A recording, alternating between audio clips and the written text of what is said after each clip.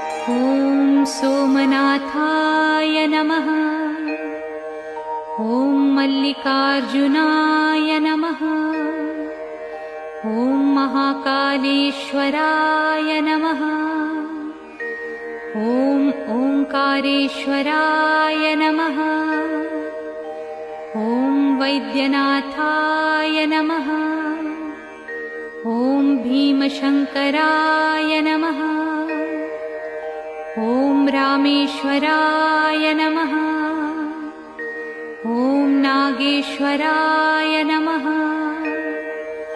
ॐ विश्वेश्वराय नमः। ॐ त्र्यंबकेश्वराय नमः।